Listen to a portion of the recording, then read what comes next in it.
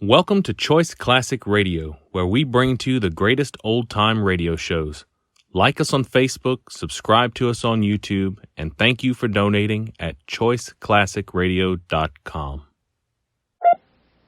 The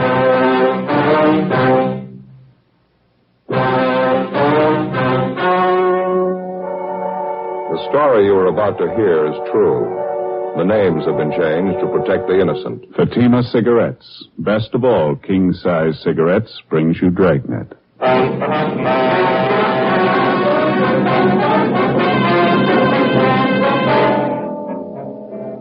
You're a detective sergeant. You're assigned to homicide detail. An unidentified woman is found murdered in a hotel room. Cause of death, strangulation. There's no lead to the identity of the killer. Your job, find him.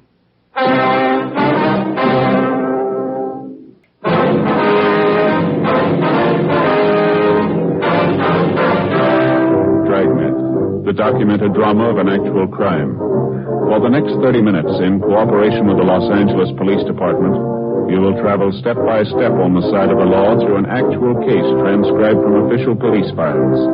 From beginning to end, from crime to punishment, Dragnet is the story of your police force in action. It was Tuesday, October 27th. It was cold in Los Angeles. We were working the day watch out of homicide. My partner's Ben Romero. The boss is Thad Brown, chief of detectives. My name's Friday. It was 1:35 p.m. and we got to the old Central Jail building, 3rd floor, the crime lab.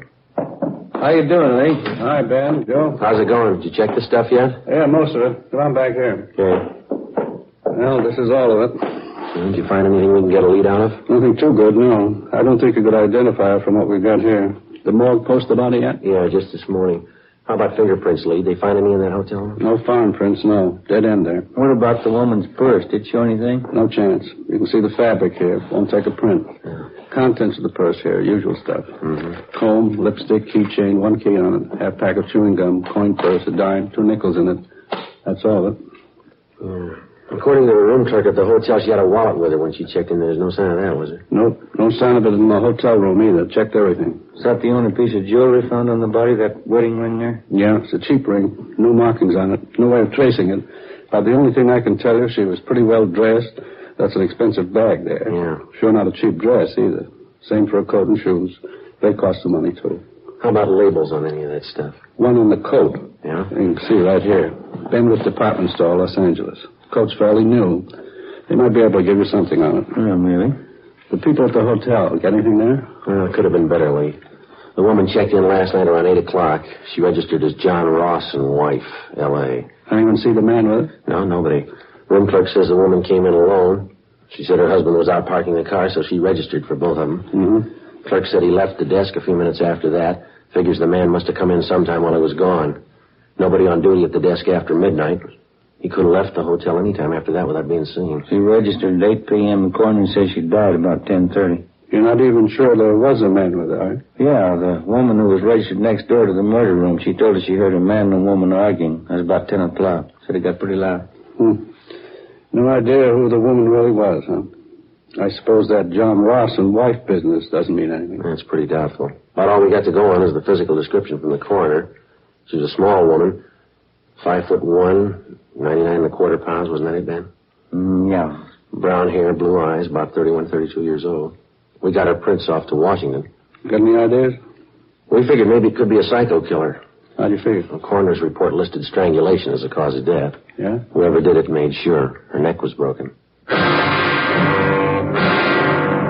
At approximately 6 o'clock that morning in a second-floor room of a downtown hotel, the body of an unidentified woman was found murdered.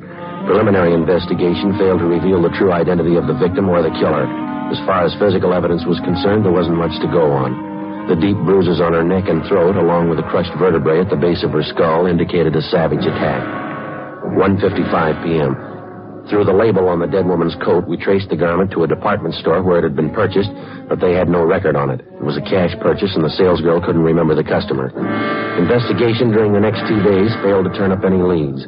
We showed a morgue picture of the victim to bartenders, waitresses, parking lot attendants in the vicinity of the hotel. They couldn't identify her. We rechecked tenants and employees at the hotel. That got us nothing. Thursday, 5:48 p.m. One answer I'd sure like to find. Yeah? The victim was a nice-looking woman, well-dressed, nice clothes. How come she'd stay in a cheap hotel down the neighborhood like that? It doesn't jibe for my money. Well, that's hard to say.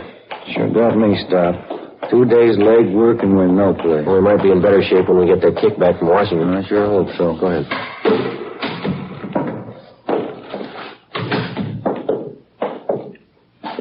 Hey, excuse me? Well, yes, sir. Can we help you? Well, no, I don't know. Guess that all depends. I'm waiting for a couple of detectives here. Well, who is it you wanted to see? A couple of detectives. Who are they? Well, it's pretty confidential, you know. I have to talk to them. Told me to see Friday and Romero.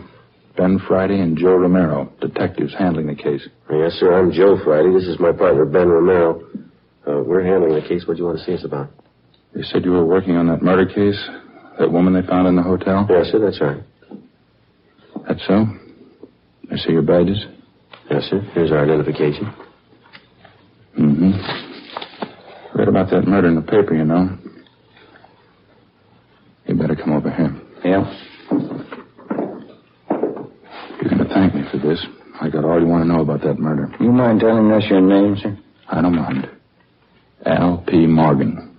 I was a good friend of hers, you know. I used to work with her. You mean the dead woman? It's the same one. I never forget her face, Maud McLeod. Saw that picture in the paper and I said to myself, there's old Maud. You're pretty sure of that, are you, Mr. Morgan? Sure, I'm sure. Maud McLeod. Used to work together in the circus.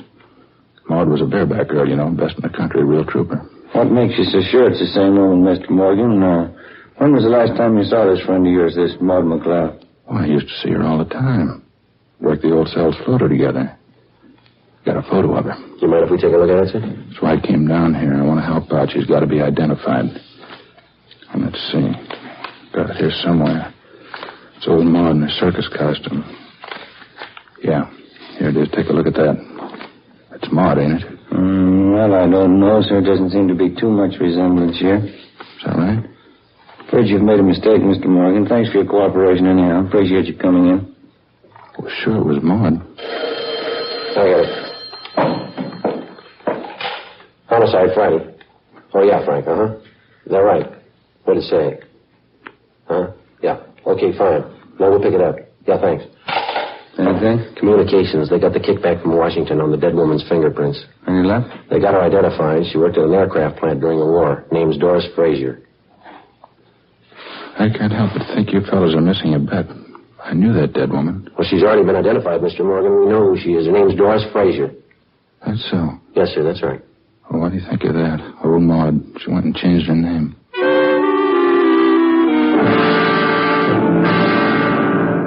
Thursday, 6:35 p.m. Ben and I went down the hall to communications and got a copy of the kickback from Washington. The murder victim was identified as Doris Eileen Frazier.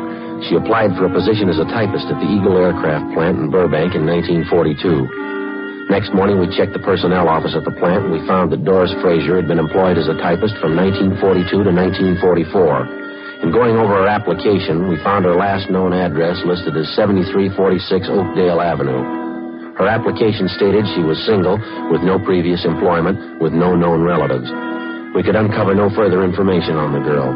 We drove across town to the Oakdale Avenue address, a large apartment building in a better-than-average neighborhood. The manager told us that Doris Frazier had lived there up to 8 months before. He said that a few weeks before she moved, she was married to a tall, dark-haired man, but he was unable to remember his name. The manager also told us that the newly married couple apparently began having trouble from the day that they were married. We checked the next forwarding address, a boarding house for women in the south end of the city. Ben and I interviewed the woman in charge, a Mrs. Frances Watson. We talked to her back in the kitchen of the boarding house while she polished a set of silverware. I saw that picture in the paper. I didn't connect it with Doris, though. She was a much prettier girl when she lived here. You say she left here about 18 months ago, Miss Watson? Yes, maybe a little more. Might be closer to 2 years. I'd have to check my rent receipts to be sure. Did you happen to know anything about the Frazier girl, Miss Watson? I mean, did you know much about her personal life at all? Well, of course, I always insist on references. Any good boarding house does, you know. Doris was a nice girl in many ways. Of course, she had her shortcomings. I suppose we all do. When she first came here, she seemed like such a nice girl, and then she started to go downhill. I just don't know what got into her. Well, how do you mean, ma'am? Was she in some kind of trouble? Well, of course, when she first came here, we didn't know it, but she was married. This is a home for single girls. We have our rules and regulations just like any other respectable place. Yes, ma'am, I understand. Well, as we came to find out later, Doris wasn't only married, but she was fighting with her husband. I understand he wasn't much at all. She was thinking of getting a divorce, as a matter of fact. Well, did you ever meet her husband, Miss Watson? No, I never did. I suppose it's just as well I didn't. I understand that Doris left him after they'd been married only a few months. Mm-hmm. Do you know what his name is, ma'am? No, I have no idea. Doris always used her maiden name when she was with me. Then you never saw this man, Miss Watson? He never came to the house here? No, I didn't say I never saw him. I said I didn't meet him. Yes, there was once when he came to the house to see Doris. And what was the occasion? You mind telling us about it? Oh, it was most unpleasant, I can tell you that. Let me see now. Yes, Doris had been here about 6 months. Even by that time, I was beginning to see the real side of the girl. No character, Sergeant. No character at all. It shows up every time. Yes, ma'am. What if you'd go on, please? Well, as I was saying, it was after about 6 months when this man brought Doris home late one night, about midnight, I'd say. Upset the whole house. How was that, ma'am? The two of them, this man and Doris, they stood right out there in the hall, had a terrible quarrel. The language, it was dreadful. The top of their lungs, too. My husband went out to quiet them down, but the man left before he had a chance to call him down. They upset the whole house. Uh-huh. Now, this man the Fraser woman was arguing with, you're sure that was her husband? Well, as sure as I can be. That's what Doris told me, anyway, the day after. I called her in and told her I just couldn't tolerate behavior like that. It upset her quite a bit, I remember. She cried, said it wouldn't happen again.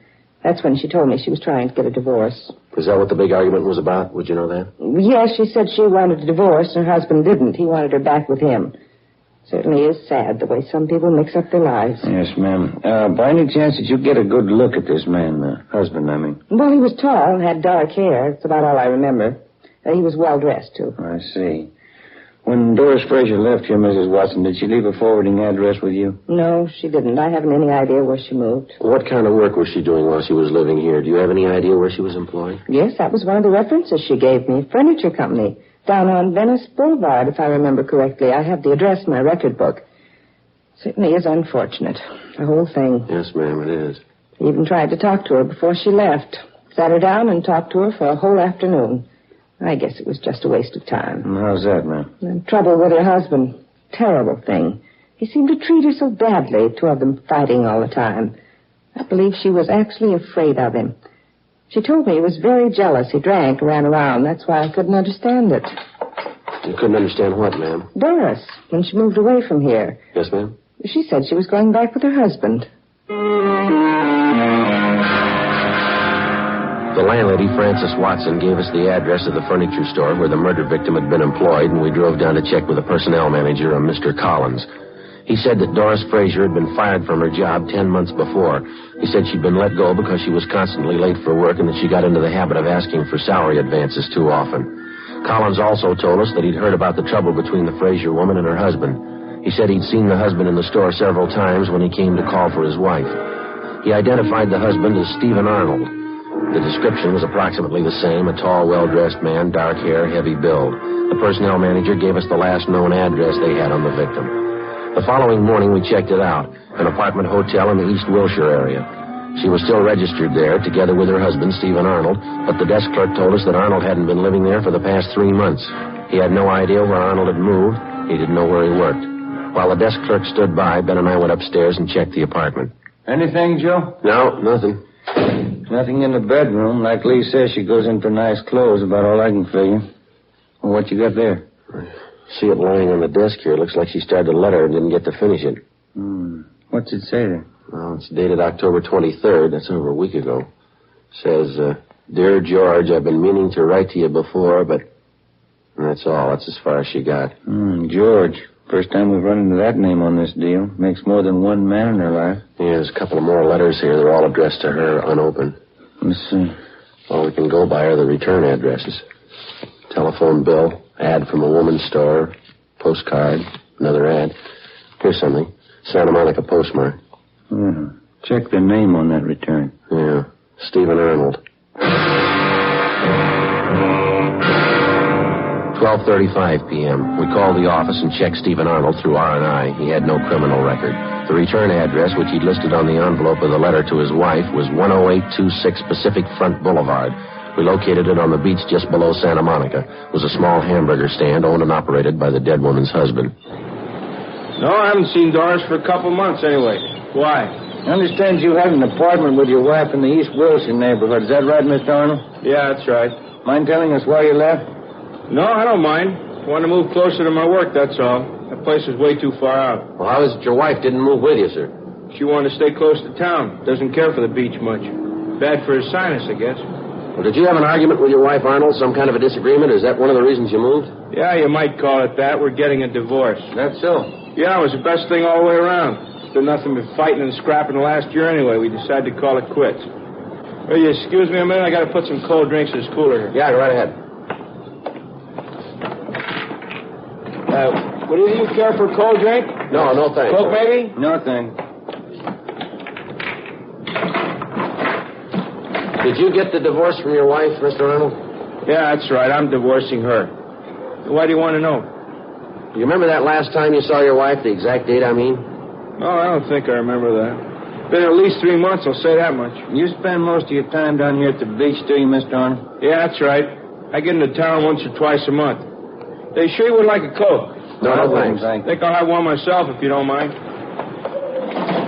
Sure, I got a cold one here. Water sure is cold.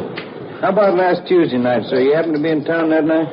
Oh, last time was 2-3 weeks ago anyway. Went in to see a show. I was working here last Tuesday night. Work every night except Monday. It's the only night I'm closed up.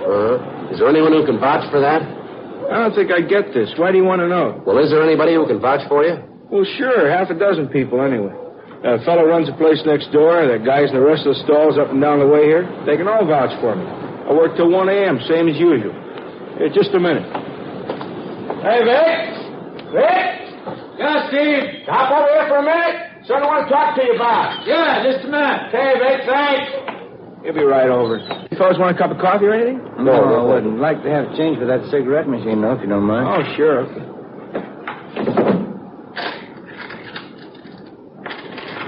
There you are. Oh, thanks. Yeah, Steve?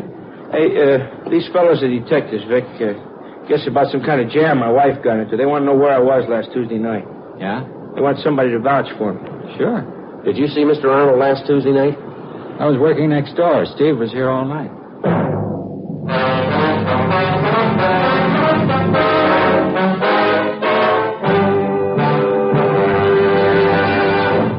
You are listening to Dragnet, authentic stories of your police force in action.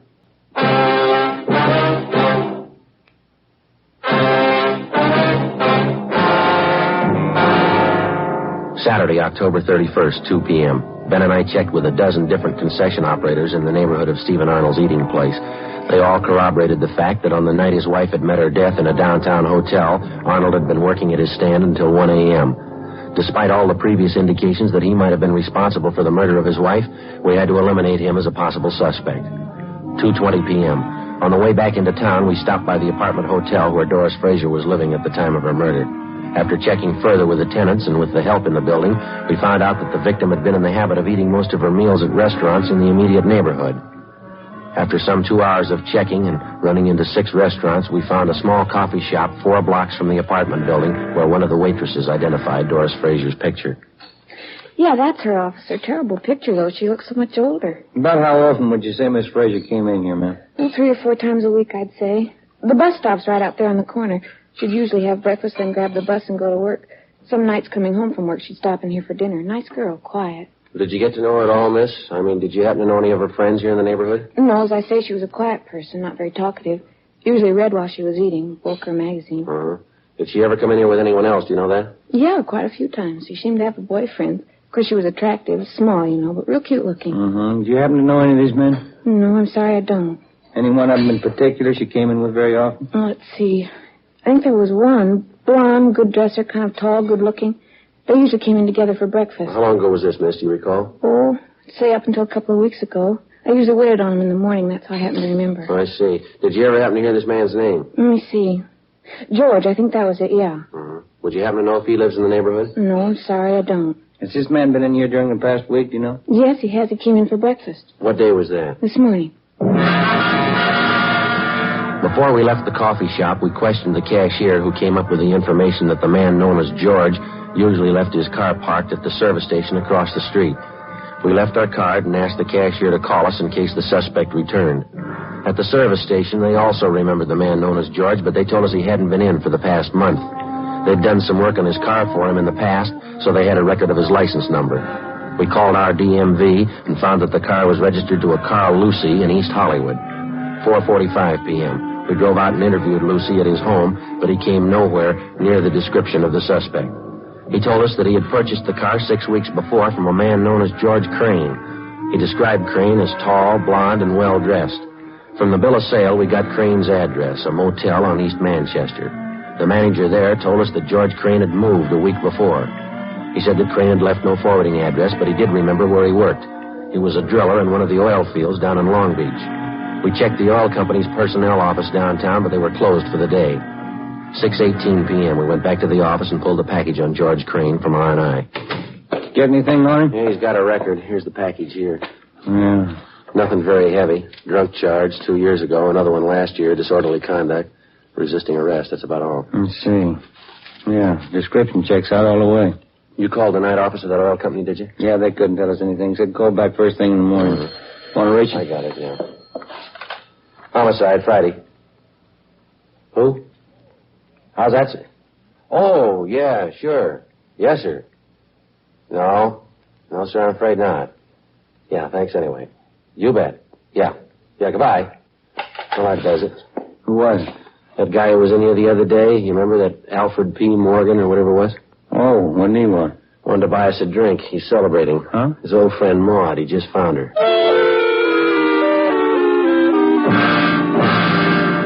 8 a.m. the next morning, we checked with the personnel department of the oil company's downtown offices. They told us that George Crane was employed as a driller, that he'd been working for the company for the past 5 years, and that he had a good employment record. They told us he was on the day shift and that he was scheduled to report for work on Rig 619 at the Long Beach field at 8 o'clock that morning.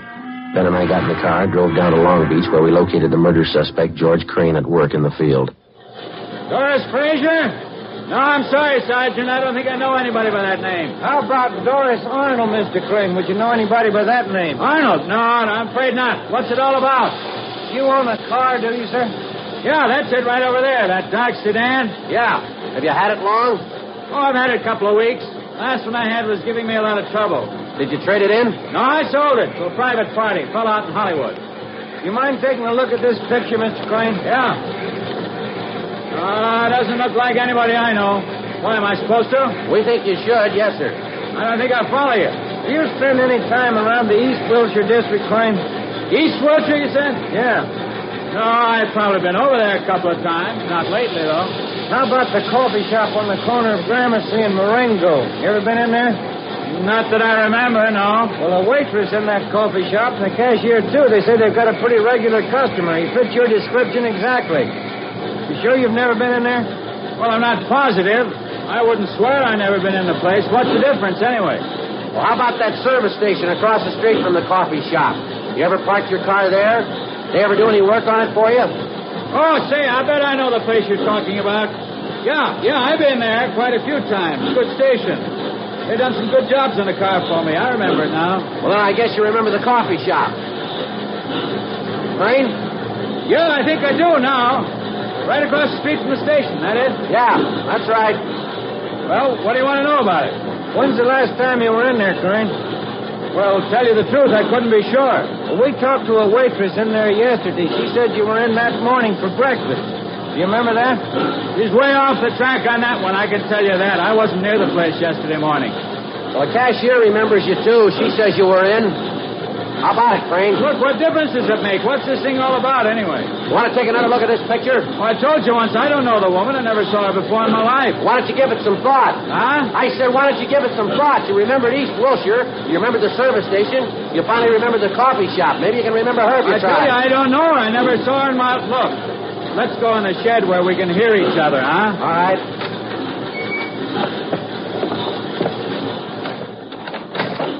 Yeah, that's a little better, huh? The waitress in the place says you were in there quite a few times with a woman. You usually came in for breakfast. You stopped going there about 2 weeks ago. I don't know her. What's the matter, Crane? You figure you got something to hide? I don't know what you're talking about. I don't know her. What do you figure she's got to do with me, anyway? We checked her apartment, mister. We found a letter she was writing to you. You about ready to tell us? What's a letter? That doesn't mean anything. Can't prove anything about a letter. What are you thinking, anyway? We think you're lying, Crane. We think you got a reason for it. What do you say? Doesn't prove anything. Maybe I knew her, and that doesn't mean anything at all. We think it does. Yeah? We think you killed her. That the way it looks to you? That's the way it looks. I don't think you can prove it. We're going to try. Now, how about it? Will it go any easier for me if I admit it? That's not up to us. I don't know why I did it. What am I going to give for a reason? I don't know why I killed her. I wouldn't know, Crane. Didn't really have any reason. That sounds funny, doesn't it? No reason at all. I just killed her. What am I going to tell him? If I don't have a reason, how can I ask him to let me off easy? How can I ask him? I don't know, but they'll have an answer.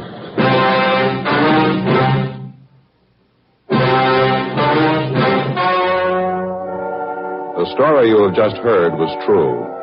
The names were changed to protect the innocent.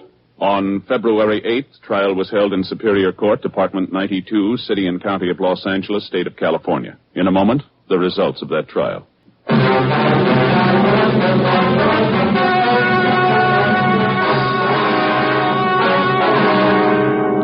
George Martin Crane was tried and convicted in Superior Court of murder in the first degree. He is now serving a life term in the state penitentiary.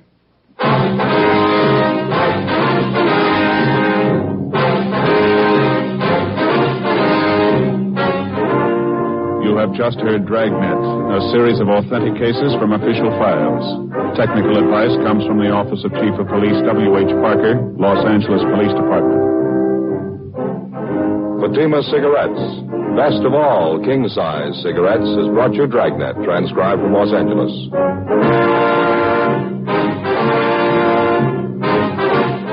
Next, Counter Spy fights international intrigue. Stay tuned to NBC.